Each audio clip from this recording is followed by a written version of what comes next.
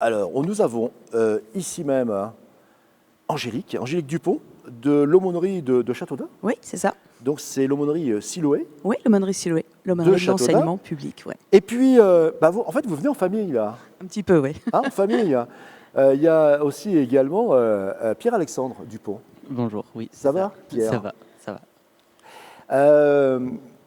L'aumônerie Siloé, c'est la première fois que vous participez, je crois, pour le Téléthon, peut-être? Oui, Non. on va dire. Oui. Peut-être il y a quelques années, on a peut-être donné un petit coup de main par-ci, par-là, mais sinon, officiellement, on va dire oui, c'est la première fois. Ouais, On a super sympa. souvent voulu, mais en fait, on est très occupés. Et enfin voilà, j'ai souvent dit à Monsieur Michelet, on va participer. Voilà. Cette année, on peut, donc on en profite. Voilà. Ah, puis vous avez un autre fils qui doit être dans le staff là-bas. Oui, c'est ça, oui. On Hein fait en famille les choses. C'est ça, c'est quoi Oui, son un prénom? petit peu, oui. Thomas. Thomas, vous vous rappelez, C'est hein, ça. il y a Thomas là-bas. Hein. Thomas, tiens, je vois, il fait un petit coucou, mais il est concentré là, il est concentré. Hein. Je vois ça. Ouais, et en fait, c'est lui qui gère toutes les caméras en fait. Hein. D'accord. Et il va arriver caméra pendant tout dimanche et tout le week-end après. Hein. Super. Hein, il va vous parler de caméra. Voilà. Il est avec Stéphane, le réalisateur. On va parler du défi Téléthon aussi également que vous avez Oui. mis en place avec pas mal de choses. Et c'est vrai que ça a été et ça a bien marché, je pense. Hein. Oui, on a essayé de faire les choses. La difficulté, c'était les conditions sanitaires, puisqu'on n'a pas vu les jeunes. Ouais. Donc les jeunes, quand on les voit pas, c'est plus difficile de les motiver. Visio, Donc, toujours visio. oui, alors la visio, ça devient un peu. Je crois qu'on en a un peu marre. Enfin, Mais voilà. c'est utile, hein, par contre. C'est hein. utile, mais voilà, là, on a été rappel réseaux sociaux, SMS, voilà. Et donc, alors, participation Téléthon 2020, avant de passer à Pierre-Alexandre, parlez-nous un petit peu de l'aumônerie de Châteaudun, création et quelles sont les actions que vous menez? Alors en fait, l'aumônerie, les gens ne connaissent pas forcément. Donc l'aumônerie de l'enseignement public, on appelle ça une AEP. C'est en fait un service de l'Église catholique de France à destination des jeunes, donc des établissements publics. Mais on a aussi à Châteaudun beaucoup de jeunes des établissements privés qui viennent. Et c'est en fait un lieu d'accueil des jeunes, collégiens et lycéens, je précise, dans leur diversité culturelle, sociale, religieuse. Ça, c'est important. Voilà, ça c'est hyper important. Donc c'est vraiment un lieu d'accueil des jeunes. Et nous, on a un local en fait physique. On a de la chance parce qu'on se situe juste en face du lycée Émile Zola. Donc on est vraiment dans la même rue. D'accord. Du coup, voilà, quand ils ont envie de venir, ils savent qu'ils sont comme à la maison, quoi. Donc c'est une richesse, en fait. C'est un partage, une richesse. Oui, c'est un partage, c'est une richesse, c'est un lieu de débat, un lieu de rencontre. C'est un lieu où on veut que les jeunes se mettent en action. Voilà, soient fiers et heureux d'être d'être ce qu'ils sont. Et voilà, vraiment, ça part. L'idée vraiment, c'est de se dire que les projets viennent des jeunes et partent des jeunes. C'est-à-dire qu'effectivement, s'ils me demandent de poser un hélicoptère au milieu de la ville, je ne le ferai pas forcément. C'est un peu compliqué. Mais Hein. ça peut être un peu compliqué. Mais s'ils ont une idée, je les accompagne dans leur idée. Par contre, si à un moment l'idée finalement leur plaît pas, c'est pas grave. Je vais pas me vexer. Je vais pas. C'est pas grave. On fera autre chose. On essaiera autre chose. Mais voilà. En général, on monte des actions. Voilà, ils viennent parler de toutes ces différentes religions. Il y a pas de tabou en fait. Non, hein. il n'y a pas de tabou, on parle de tout. Alors ça peut être peut-on avoir 485 amis, mon chien est-il plus important que mon frère, les parents, à quoi ça sert, être vieux, pourquoi faire. Ah ouais, Mais ça peut être aussi, c'est- voilà, comment j'assume ma religion dans une société où il faut être honnête. Les jeunes catholiques, il n'y en a pas tant que ça, mais ils peuvent aussi avoir leur mot à dire des choses. Et puis aussi, avec tout ce qui s'est passé récemment, on a pas mal d'échanges sur tout ce qui est coexistence avec les différentes, l'interreligieux, le dialogue interreligieux C'est et au important, cœur hein. aussi, de nos débats. Ils ont beaucoup de choses à dire. C'est important parce que ça permet également peut-être d'avoir une philosophie de vie un peu différente hein, Tout à fait. pour l'avenir. Oui, c'est ça, c'est une philosophie de vie et c'est aussi, nous, vraiment, c'est ça qui est important et je pense que c'est pour ça qu'ils aiment bien venir à l'aumônerie, c'est qu'il n'y a pas de... On ne juge pas la parole, on l'accueille. On a le droit de ne pas être d'accord. Avec un petit café? Alors, non, à l'aumônerie, c'est en haut à droite. Alors, je ne donnerai pas la marque d'une pâte chocolatée Pardon, qu'ils aiment oui, bien oui. mettre sur les tartines Oui, de c'est pain. vrai que café, c'est Voilà. trop jaune. Non, c'est pas bon. Non, c'est pas bon. C'est pas bon, Il y a hein. aussi la machine à café, mais voilà. Et effectivement, on a toujours les soirées, il y a toujours des moments conviviaux. C'est-à-dire qu'il y a un baby-foot, il y a des repas, des soirées, voilà. Soirées crêpes, et voilà, on discute, on mange. Il y a des challenges, voilà. Oui, il y a des challenges. Il y a, en fait, on a fait l'année dernière, il y a 2 ans, 3 ans, on nous avait demandé d'essayer de faire quelque chose un peu intergénérationnel. Donc on a lancé un restaurant éphémère. Au mois de février, on a été surpris, en fait, on a dû servir 180 personnes à l'assiette. qui sont venus à la salle Saint-Jean un dimanche midi en plein hiver. Et voilà, ça c'est le genre de challenge qui fonctionne et C'est une qui super expérience. et on fait du théâtre aussi. Donc la scène de Malraux, ils l'ont déjà foulée D'accord. avec les lycéens, voilà. D'accord, ça c'est Donc super. on met en scène aussi, on fait du théâtre et voilà, on fait plein de choses. On va parler de tout ça après. On va passer sur votre fils, parce que vous êtes aussi la maman d'un jeune qui s'appelle Pierre-Alexandre, jeune atteint d'une maladie auto-immune. Oui, c'est ça. Ça va, Pierre? Oui, ça va. Alors, c'est une maladie qui rentre dans la sphère du téléthon. Oui. Et au travers de Pierre-Alexandre, on peut avoir un échange, une vision. Oui, Ta vision, en fait, je vais te tutoyer, oui, vous pouvez. ta vision d'un jeune vis-à-vis des autres et vis-à-vis de simplement de ta vision de vie. Quelle est la vision vis-à-vis des autres Alors, la question qui est surtout très importante et que beaucoup de gens se posent, c'est pas vraiment ma vision des gens, c'est plutôt la vision des gens sur moi. Ça, c'est notre vision des autres se fera par rapport à ce que les gens voient de nous. Et c'est vrai que quand on est un peu plus jeune, parce que là j'ai 18 ans maintenant, mais quand j'ai eu cette maladie, j'étais plus jeune, j'avais 13 ans. Enfin, je l'ai eu à 13 ans, mais ils l'ont décelé à 14 ans. Et en fait, on est un peu dans une mentalité à cet âge-là où on ne sait pas vraiment trop, on a du mal à prendre un peu parti soi-même. On écoute beaucoup surtout en fonction des autres. Et c'est vrai que moi, au début, quand on m'a dit ce que j'avais, je ne savais pas ce que c'était, j'en avais pas la moindre idée. Et j'ai appris au fur et à mesure à savoir, à connaître ce que Alors, j'avais. c'est quoi? C'est une sclérose en plaques. D'accord. Qui se traduit par quoi? Je pose la question aussi à la maman, attention, parce que ça, Alors, c'est il y a énorme. plusieurs sortes de sclérose en plaques. Il y en a deux qui existent. Il y a celle qu'on appelle la forme progressive, qui est une forme où on a des symptômes un peu tout le temps et on en a qui viennent se rajouter les uns au-dessus des autres. Et il y a aussi la forme qu'on appelle la forme par poussée, c'est-à-dire qu'on va à peu près normalement plutôt bien pendant un certain temps. Et d'un coup, il y a un symptôme qui vient se rajouter comme ça et qui peut durer on peut pas savoir à combien de temps ça va durer, quand est-ce que ça va arriver, quel endroit du corps ça va toucher. Donc ça peut très bien être les bras, comme les jambes, comme la vue. Enfin, ça peut être vraiment tout et n'importe quoi. Et alors moi, du coup, la forme par laquelle je suis atteinte, on ne sait pas vraiment. Il n'y a pas vraiment de nom qui a été posé dessus. C'est plus, en fait, ça ressemble à une forme progressive, c'est-à-dire qu'il y a toujours des symptômes qui sont là tout le temps. Et de temps en temps, il y a des moments où ça ressemble plus à une forme par poussée, parce qu'il y a des moments où ça va moins bien, où ça touche un peu plus fortement un endroit précis du corps. D'accord. La vision de la maman? Alors, la vision de la maman, alors cette maladie, effectivement, alors nous, on a 4 enfants, c'est important de le dire parce qu'il n'est pas tout seul. Donc du coup, D'accord. je pense que ça peut aussi changer un peu les choses. Donc Pierre-Alexandre, c'est le deuxième d'une fratrie de 4. Et en fait, Pierre-Alexandre, quand il est tombé malade, il devait être en classe de 4e, mais il avait eu quelques symptômes, mais je ne m'étais pas particulièrement posé de questions, parce que c'est des symptômes un peu étranges, voire je disais qu'il était un gars un peu rigolo et un peu bizarre. Et bon, on a découvert après qu'effectivement les premières lésions dataient de l'âge de 10 ans, donc assez jeune. Et en fait, quand il est tombé malade, moi, en fait, j'ai remarqué surtout qu'il était très fatigué. Et donc je me suis dit, un enfant fatigué, il faisait beaucoup de sport, etc. C'était un peu étrange. Normal, ouais. Ouais, c'était pas normal.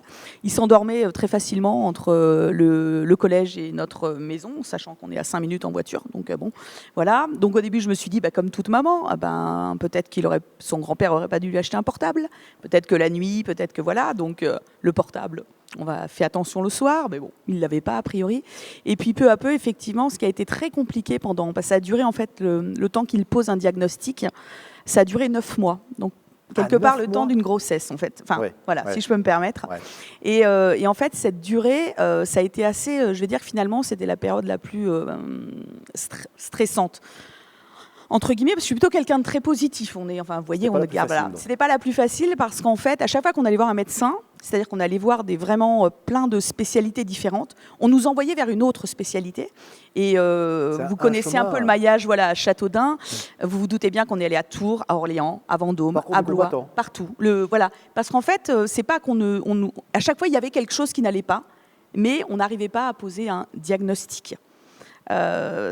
C'est vrai que les médecins ont besoin que les choses rentrent dans des cases, et là Pierre-Alexandre rentrait pas dans les cases. Donc il a eu effectivement, et puis ce qui a été difficile, j'ai un peu pensé à ce moment-là, Je le dis quelques années après maintenant, mais je pensais un peu à Jean-Paul Sartre qui disait « l'enfer, c'est les autres ».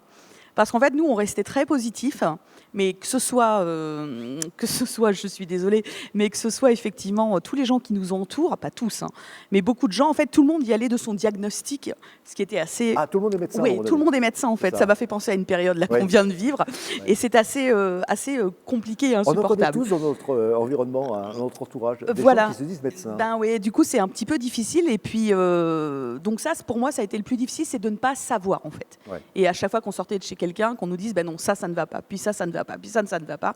Et puis voilà, donc puis avec un jeune garçon quand même. C'est-à-dire en fait, il y avait un diagnostic, et puis le jour après, c'était en fait, différent. Il n'y avait pas de diagnostic avant 9 mois. Ils ne l'ont pas posé. C'est ça qui est intéressant, c'est de se dire quand même que moi, je fais confiance à la médecine. Et les médecins ont été très clairs. Voilà, il a eu tous les examens. J'ai découvert plein d'examens que je ne soupçonnais même pas, dont je ne soupçonnais même pas l'existence. Et c'est vrai qu'ils ont mis 9 mois à poser le diagnostic. Et c'est ça que je trouve intéressant parce qu'ils ne voulaient pas dire n'importe quoi. Moi, nous non plus, on n'est pas allé sur Internet, on n'est pas allé chercher, on n'est pas allé... C'est l'erreur, voilà, il ne faut pas faire. L'erreur, parce que sinon, on aurait pu vraiment imaginer tout pire. pour Pierre-Alexandre. Voilà, de la dépression à la drogue, en passant par tout ce que vous voulez.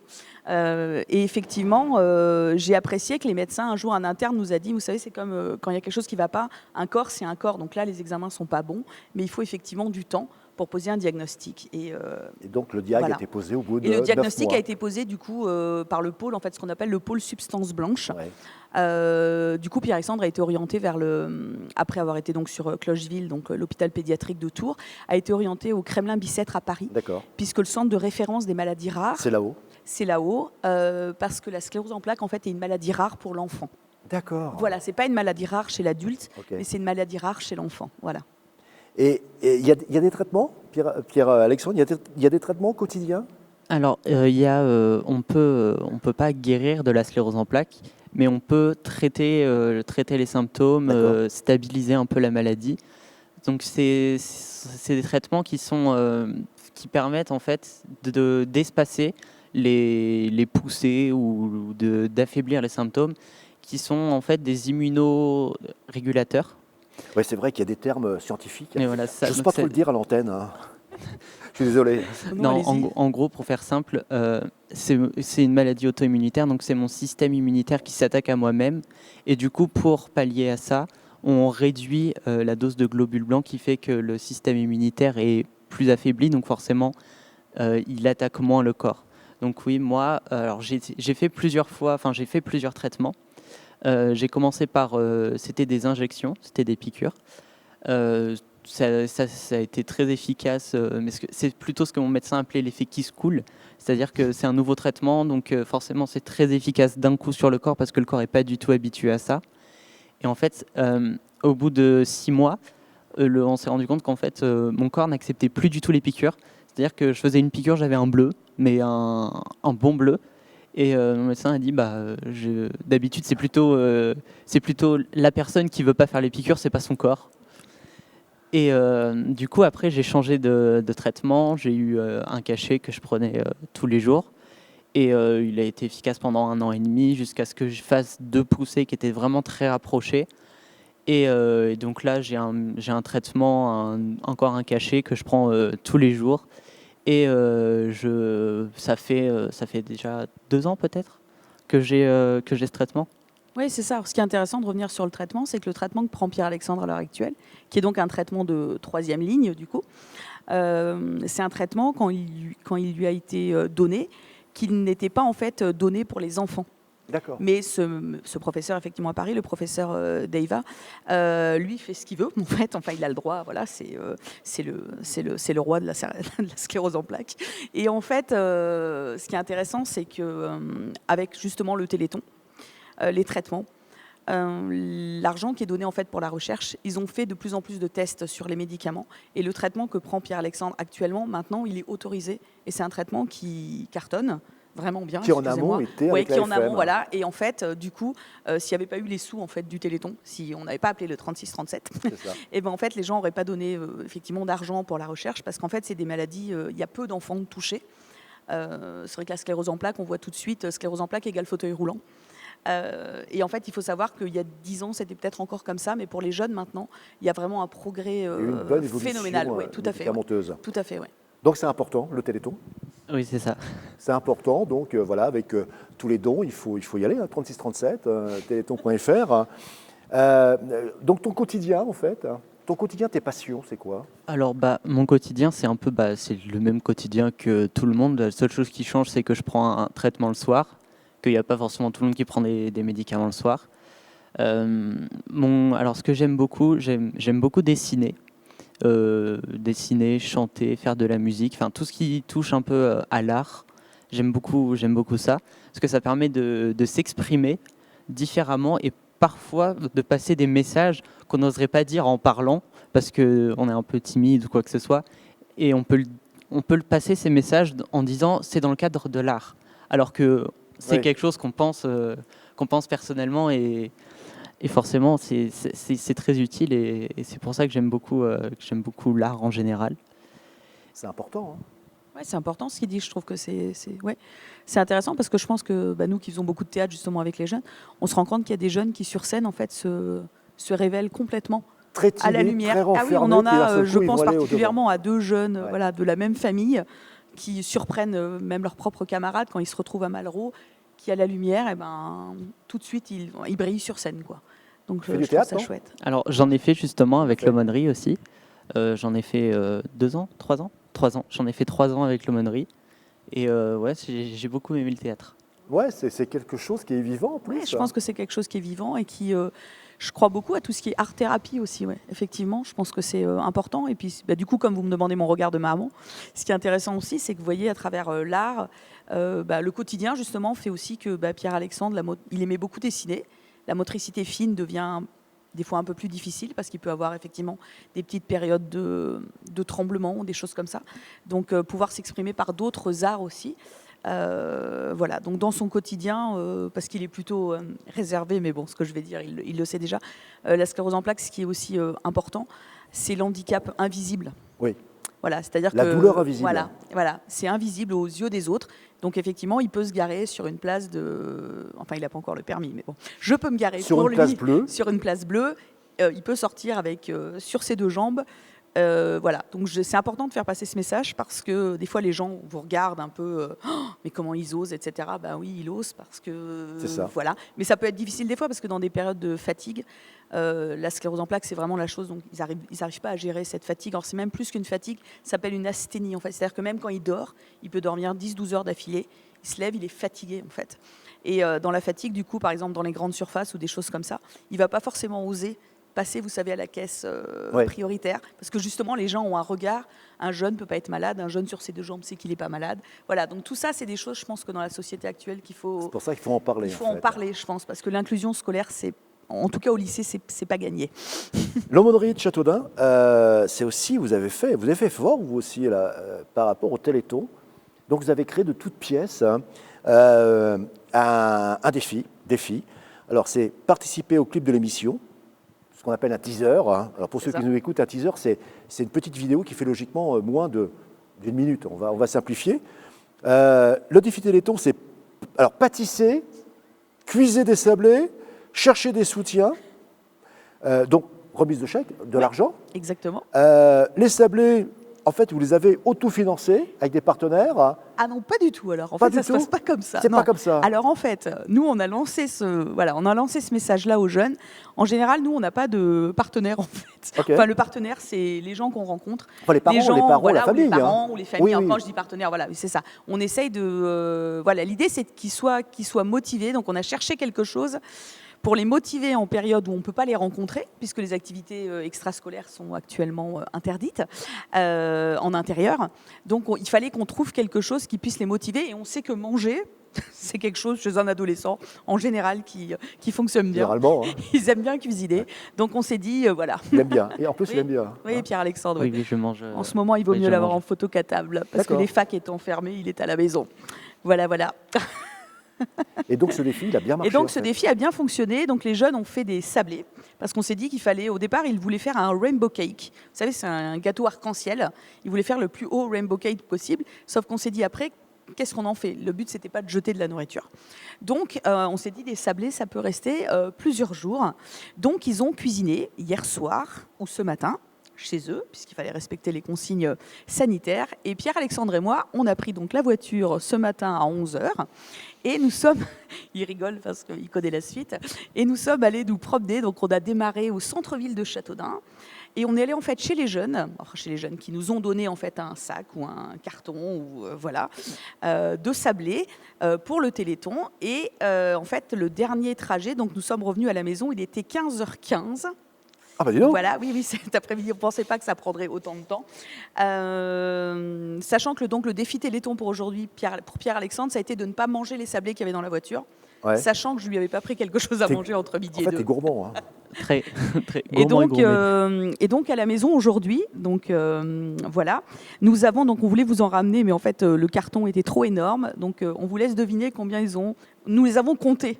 Alors combien vous en avez récupéré en fait, quantitativement, combien? 2020. C'est pas 2020? une blague. 2020. C'est le hasard fait que 2020. C'est rigolo ça, 2020. 2020. D'accord. Et comme je pense que vous avez quand même passé, parce que nous on est gentils à l'aumônerie, on est très généreux, puis on vous voit là depuis ce matin, on vous a ramené un petit paquet. Oh, c'est super sympa. Merci à vous. Ah, c'est super. Voilà. Franchement, ça sera du plaisir tout à l'heure. Donc je ne les ai pas goûtés, hein, donc j'ai pris dans plusieurs sacs. Non, voilà. Voyez. Donc voilà le petit sac. Merci à vous, hein, quand même, voilà. Angélique. Pour tout vous dire, j'ose même plus bouger. Je suis ankylosé de partout. À 18h, ils iront me chercher, en fait. Ils iront me lever. Mais merci, je mangerai ça avec plaisir. Donc voilà. Donc 2020 sablés. Voilà, qu'on va donc mettre, parce qu'en fait on n'a pas fini, mais ça on l'annoncera au jeu. Voilà. Dans des petits sacs. Des petits sacs qu'on avait achetés, du coup, nous. Donc là, Noël. on a récupéré les sablés dans des boîtes diverses et variées. Et du coup, on va faire des petits sacs demain, parce que là, ou ce soir, on va pouvoir commencer. Et en fait, tous ces sacs de sablés vont être donnés au Secours populaire. Pour qu'ils puissent mettre, Secours populaire ou autre, pour qu'ils puissent les mettre en fait dans les colis festifs de Noël pour les familles en précarité. Qui aura lieu les 20 et 21 voilà, ou 21 donc ils vont mettre, voilà, donc on va voir, je pense qu'on va un peu les répartir parce qu'en fait on a calculé que du coup ça faisait, il y a des sablés plus grands que d'autres, mais ça fait au moins 225 sachets. Ah oui. Oui. Donc il va falloir empaqueter parce que du coup le défi Téléthon n'est pas terminé, sauf que comme on n'a pas le droit d'avoir les jeunes à la maison, je pense que la famille Dupont va empaqueter des sablés demain. Franchement, vous êtes victime de votre succès quand même là. Voilà. Et on a aussi ramené des sous. Ah. Quand même. Alors, je sais que Pascal, il doit nous regarder, il doit nous écouter, là, il doit être quelque part. Hein. Voilà, donc on a ramené un petit peu de sous aussi. C'est-à-dire que certains enfants nous ont dit « Ah, moi, je sais pas cuisiner », donc ont pris dans leur tirelire. Donc certains ont donné 6 €, certains ont donné 3 €, certains, voilà. Et on a donc donné tout à l'heure un chèque de 580 € pour le collectif Dunois. Voilà. Merci à l'aumônerie. Voilà. Silhouette Châteaudun. Voilà. Petite question, Dido. Oui. Je t'ai pas posé la question, tu as 18 ans. Tu fais quoi comme étude?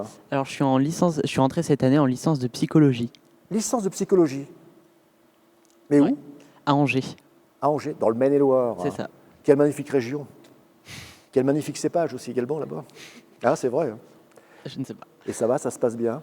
Oui, pour le moment, ça se passe Combien bien. de temps la formation, enfin la scolarité, combien de temps? Il y a 3 ans de licence, on peut aller jusqu'en licence 3, et après on peut passer un master, ce qui est quand même le plus conseillé dans ce domaine. Donc ça monte à 5 ans. 5 ans. Ouais. Et après? Et après, après. Après. Et c'est un choix qui a été fait justement par rapport à la maladie. Enfin, par rapport à la maladie, non. En fait, pendant longtemps, il avait envie plutôt d'être dirigé, de devenir vétérinaire, parce qu'il aime bien les animaux. Puis il s'est rendu compte que peut-être une classe prépa, ce serait un peu difficilement compatible avec le rythme. D'accord. Et du coup, il a découvert, je pense qu'il a beaucoup apprécié la neuropsy du Kremlin-Bicêtre, qui a peut-être pas de chance de nous écouter là. Et je pense qu'elle lui a fait découvrir son métier, et du coup, il s'est dit, tiens, allons-y. C'est bien aussi. Voilà. Est-ce que tu as un message d'espoir à faire passer? T'as la caméra qui est là. D'accord. Si j'avais un message à faire passer, je pense que c'est s'il y a des personnes qui sont différentes, différentes, on est tous différents et bien heureusement, s'il y a des personnes que vous osez pas aller, vers qui vous n'osez pas aller, c'est en général, pas en général, mais ça arrive, c'est fort probable que ce soit des personnes qui soient très je sais pas comment dire, mais les personnes qui sont différentes de vous sont pas forcément des personnes que vous n'allez pas apprécier. Alors, par exemple, si je peux prendre un exemple, je prendrais même l'exemple du sachet de sablé. Ils sont tous différents, ils ont tous un goût différent, mais je suis sûr qu'au final, ils seront tous appréciés C'est ça. à leur juste valeur. Et je pense que justement, les personnes qui ont...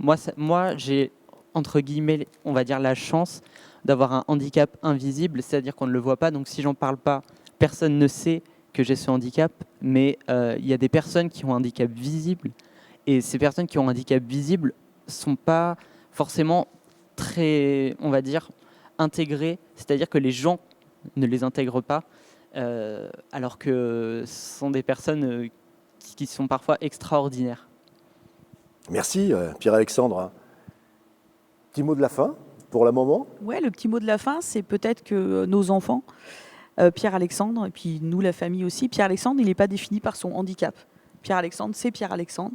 Et il y a effectivement ce petit caillou un peu vicieux parfois, parce qu'on a tendance à l'oublier, mais qui il est bien là. Mais il faut rester positif et optimiste, parce qu'il a toute la vie devant lui. Et je pense que, quel que soit le handicap, si on a des rêves, il faut essayer de les réaliser, Voilà. d'aller au bout. Et nos enfants ne se définissent pas par leur handicap. Ça, c'est important. Voilà. Merci Angélique. Je vous en prie. Avec Merci plaisir. Angélique. Merci Pierre-Alexandre.